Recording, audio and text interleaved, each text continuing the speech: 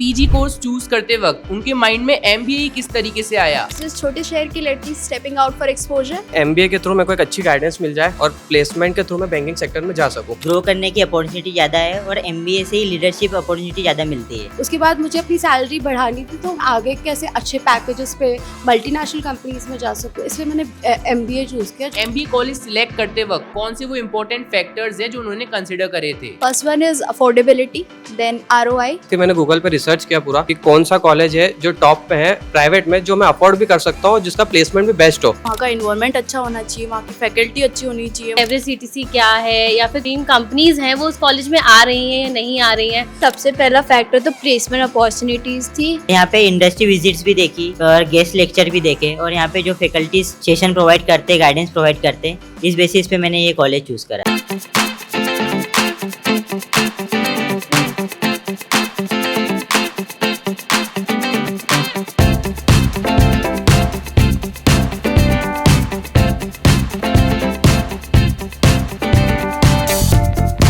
UG student हो, MBA करना चाहते हो तो काफी सारे डाउट्स होंगे आपके कि कौन सा एंट्रेंस एग्जाम बेस्ट रहता है टॉप कॉलेज पाने के लिए, या फिर कौन सी ऐसी स्किल्स है जिससे आपको ड्रीम जॉब मिल सकती है, या फिर कौन सी ऐसी स्पेशलाइजेशन है जो काफी इंटरेस्टिंग एंड रिवॉर्डिंग रहती है। इसके अलावा भी बहुत सारे डाउट्स होंगे एंड ये सारे डाउट्स आपके इसी वीडियो में क्लियर हो जाएंगे।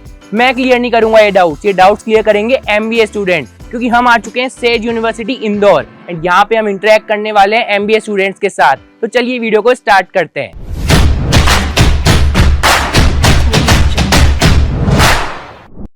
To get free career counseling, check the link in description box and pin the comment below. तो सबसे पहला क्वेश्चन मेरा एमबीए स्टूडेंट से ये रहने वाला है कि पीजी कोर्स चूज करते वक्त उनके माइंड में एमबीए किस तरीके से आया, आइए जान लेते हैं इनसे। So basically I'm from Jabalpur and it's a small town. So it's just छोटे शहर की लड़की stepping out for exposure. And मैं एक आर्मी बैकग्राउंड से बिलोंग करती हूँ। मेरी मम्मी जो है आर्मी पर्सन है, तो एक रिजिड बैकग्राउंड हो जाता है घर का, तो I just want to get rid out of that. So बहुत बड़ा ऑब्स्टेकल था उनको मनाना कि मुझे बाहर जाना है पढ़ने के लिए एमबीए। सो मैंने सिंस 11th कॉमर्स लिया because I was very weak at maths. तो 11th एंड 12th मैंने कॉमर्स किया। I was very good at studies, good in accounts. Then I have done BCom in taxation. There I have also performed well in taxation. So further exposure के लिए मुझे ये सोचना था कि कौन सी सिटी बेस्ट रहेगी, राइट? सो एमबीए के लिए जब हम एमबीए के लिए सोचते तो पहला ख्याल हमारा आता है पुणे, बैंगलोर। बट जैसे हम जानते हैं कि बहुत एक्सपेंसिव सिटीज़ हैं और वहाँ का कल्चर जो है अडाप्ट करने में हमको बहुत ऑब्स्टेकल्स आते हैं, राइट? बहुत छोटे शहर की हूँ मैं और वहाँ पे जो एक्सपोजर है, जो यूथ है, उनका कल्चर अडाप्ट करना मेरे लिए बहुत बड़ा चैलेंज हो जाता। So that I have choose Indore as my location for MBA. So MBA is not just about education, it's about complete exposure and आपको अपनी लाइफ के बारे में सीखने मिलता है, right? So I've decided to choose marketing and finance as my domain. Finance because I'm from taxation background back then, and marketing for further exposure. I'm very curious about brands and knowledge. I really like to wear branded clothes, accessories. So that's why I chose MBA. So basically मुझे banking sector में जाना था, तो I am from commerce background, तो then मैंने BCom choose करा ताकि मैं एमबीए कर सकूँ, यूजी चूज़ करा ताकि मैं पीजी में जा सकूँ, ताकि एमबीए के थ्रू मेरे को एक अच्छी गाइडेंस मिल जाए और प्लेसमेंट के थ्रू मैं बैंकिंग सेक्टर में जा सकूँ। That's the reason. तो जैसे मैंने बीकॉम कर रखा था और बीकॉम के बाद मैं देख रही थी कि करियर अपॉर्चुनिटीज़ और एम्प्लॉयमेंट अपॉर्चुनिटीज़ हमारे पास कौन सी होगी। और बीकॉम जैसे अकाउंटिंग बैकग्राउंड है, तो फर्स्ट मेरे लिए जो भी करियर था वो अकाउंटिंग, डेटा एंट्री, ये सब जॉब्स थी। उसके बाद मुझे अपनी सैलरी बढ़ानी थी, तो I have to go in business development executive post. और इसलिए मैंने अपने करियर को लेवरेज करने के लिए कि मैं आगे कैसे अच्छे पैकेजेस पे मल्टीनेशनल कंपनीज में जा सकूँ, इसलिए मैंने MBA चूज़ किया, जो कि मुझे एक लीडरशिप रोल दे सके। और मेरा फाइनेंस एज अ ये है स्पेशलाइजेशन, और फाइनेंस में मैं कैसे आगे बढ़ूँ, इन रोल्स में मैं कैसे जाऊँ। Business analyst is what I want to be आगे चल के, तो इस रोल्स में मैं कैसे जाऊँ, इसलिए मैंने MBA प्रेफर किया। मैंने अपने पीजी में यूजी में बीटेक भी कर रखा है, पर मैंने MBA इसलिए चूज़ करा क्योंकि यहाँ पे मेरे को लीडरशिप अपॉर्चुनिटी ज़्यादा मिल सकती है, नेटवर्किंग की भी अपॉर्चुनिटी है और कभी मुझे आगे बिजनेस खोलना है तो मुझे ज़्यादा नॉलेज मिल जाएगा MBA कोर्स से। ओके ओके, तो आप मुझे ये बताइए कि बीटेक के बाद लोग मतलब एमटेक की तरफ जाते हैं या फिर टेक्निकल फील्ड में जाते हैं, तो आप बिजनेस की फील्ड में किस तरीके से आए, कुछ सोचा था आपने इसके बारे में? मैंने बीटेक के बाद एमटेक इसलिए नहीं करा क्योंकि एमटेक नॉर्मल कॉलेज से करना थोड़ा मुश्किल है और बिना गेट के एमटेक करने से ज़्यादा वैल्यू नहीं रहती है। तो मैंने एमबीए इसलिए चूज़ करा ताकि मेरे को अपॉर्चुनिटी भी मिल जाए और मेरा बीटेक कोडिंग में ज़्यादा इंटरेस्ट नहीं बन रहा था और मेरे को लगा कि एमबीए में मेरा ज़्यादा इंटरेस्ट बन सकता है और मैं शुरू से ही लीडरशिप रोल में रहा हूँ, तो मुझे लगता है कि मैं आगे अच्छी अपॉर्चुनिटी पे जा सकता हूँ। ओके ओके, समझ गया। तो मतलब एमबीए आपने इसलिए चूज करा बिकॉज आपको कोडिंग से ज्यादा बिजनेस में इंटरेस्ट था, ठीक है। तो कौन सी स्पेशलाइजेशन आपने चूज करी है अभी एमबीए में? मैं फाइनेंस और आईटी लेना चाहता हूँ। फाइनेंस इसलिए क्योंकि मेरे को न्यूमेरिकल्स वगैरह में ज़्यादा इंटरेस्ट है और आईटी इसलिए क्योंकि मैं बीटेक बैकग्राउंड से हूँ, तो मैं चाहता नहीं हूँ कि उसको मैं पूरा छोड़ूँ, तो मैं चाहता हूँ कि कुछ ना कुछ रहे आईटी का भी। एक्चुअली मेरा यूजी के टाइम से एचआर में बहुत ज़्यादा ही इंटरेस्ट आ गया था और मुझे एचआर में बहुत सारी चीज़ें भी सीखनी थी, बहुत सारे स्किल्स भी सीखने थे, जैसे लीडरशिप, मोटिवेशन और बहुत सारी चीज़ें भी सीखनी थी। तो मैंने मेरी फैकल्टीज़ वहाँ से भी पूछा कि क्या आगे क्या कर सकते हैं, लाइक अगर मेरे को जॉब करनी तो मैं यहाँ से भी जॉब कर सकती हूँ, तो उन्होंने भी सजेशन दिया कि क्या तुम एमबीए कर सकती हो क्योंकि वो बहुत ज़्यादा बेनिफिशियल रहेगा और तुम्हें अगर दूसरे फील्ड में भी जाना है तो तुम वो भी चूज़ कर सकती हो। तो मैं वहाँ पे फाइनेंस के बारे में बताया जाएगा, मार्केटिंग, आईटी, अगर तुम उससे रिलेटेड भी चीज़ें तुम्हें इंटरेस्ट आएगा तो तुम वो भी चूज़ कर सकते हो, तुम वो भी देख सकते हो। तो इसलिए फिर मैंने सोचा कि चलो एमबीए में ही चले जाते हैं, वो ज़्यादा बेनिफिशियल रहेगा। सर मेरा जो बैकग्राउंड है वो कॉमर्स का है। आफ्टर दैट मुझे बिजनेस, एक्चुअली हमारा फैमिली बिजनेस है ज्वेलरीज का, तो उसको आगे रन करने के लिए मैंने बीबीए चूज़ करा। आफ्टर दैट बीबीए में मैंने एचआर, फाइनेंस और ऑपरेशंस वगैरह सीखा एंड मुझे और स्किल्स को डेवलप करने के लिए, ताकि इसलिए मैंने एमबीए चूज़ किया और ताकि मैं अपनी स्ट्रैटेजीज और अपने पीपल्स को मैनेज कैसे करते हैं और अच्छी जॉब्स, ताकि मैं एम्प्लॉयमेंट दे सकूं, इसलिए मैंने एमबीए चूज़ किया, अपने बिजनेस को अच्छे से रन कर पाऊँ। तो इसका मतलब आपका जो मोटिव है वो जॉब लेना नहीं है एमबीए के बाद, आपको क्या बोलते हैं खुद का जो फैमिली बिजनेस है उसको ग्रो करना है, ये इसलिए आपने क्या बोलते हैं एमबीए चूज करा है? Yes sir, and after that इससे एम्प्लॉयमेंट भी इंक्रीज होगा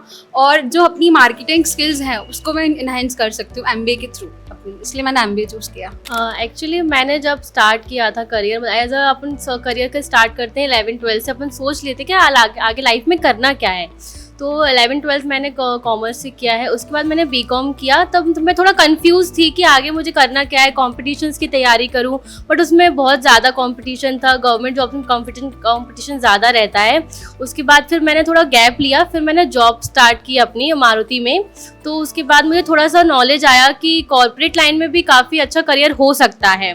सो मैंने फिर उसके बाद एक्सप्लोर किया कि कैसे अपन कॉर्पोरेट लाइन में अच्छी पोजीशन पे या किस अच्छी एमएनसीज में कैसे एंटर कर सकते हैं। तो उसके लिए मैंने फिर रिसर्च किया, कॉलेजेस वगैरह देखे कि क्या स्पेशलाइजेशन ले सकते हैं या फिर क्या बेस्ट रहेगा। तो उसके बाद फिर रियलाइज़ हुआ कि MBA is the best for growing in corporate line. So I want to go in a high position in MNCs or a good company, so that why I choose MBA। मैंने MBA इसलिए choose करा था, MBA के पहले मैंने BBA choose करा था ताकि मैं जान सकूं बिज़नेस के बारे में अच्छे से, क्योंकि मुझे 12th से इंटरेस्ट है कि मुझे कुछ बिज़नेस स्टार्ट करना है।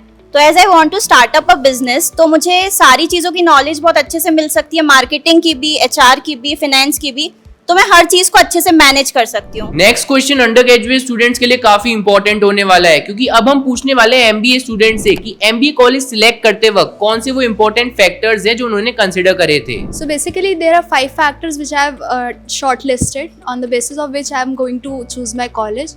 First one is affordability, then ROI, then exposure, and as we all know that MBA is like your master is the last step of your academic education, right? So it has to be from the very well-known university and from good locality. Affordability in the sense में ये कहना चाहूँगी कि सबके parents की financial condition same नहीं होती, right? And MBA की फ़ीस कम नहीं होती, तो बेसिकली एक स्टूडेंट को ये सोचना चाहिए कि उनके पेरेंट्स का ये फ़ीस अफोर्ड कर पाएंगे, बिकॉज उनके फ़ीस स्ट्रक्चर में इफ़ हिंड्रेंस आती है इन फ्यूचर कि वो आपके पेरेंट्स फ़ी पे नहीं कर पा रहे, तो वो उनके फ्यूचर के लिए काफ़ी थ्रेटफुल हो सकता है, right? And for ROI, if you are investing, आप इतना पैसा इन्वेस्ट कर रहे हो तो ऑब्वियसली आप कुछ इन रिटर्न एक्सपेक्ट करोगे, राइट? और इन रिटर्न आप क्या एक्सपेक्ट करोगे? Good placement, good package at a very good company or maybe MNCs, right? And for exposure, MBA is not just about education or not just about next step of your education. It's about exposure, right? So आपके MBA, आपके college में events कितने हो रहे हैं, like कितने celebrities आ रहे हैं, कितना वेल नोन आपका कॉलेज है, कितने अच्छी आपकी फैकल्टीज़ है, आपका interaction with your faculties, right? वो आपको कितना कंफर्ट फील करा पा रहे हैं, ये सब आपको देखना पड़ेगा.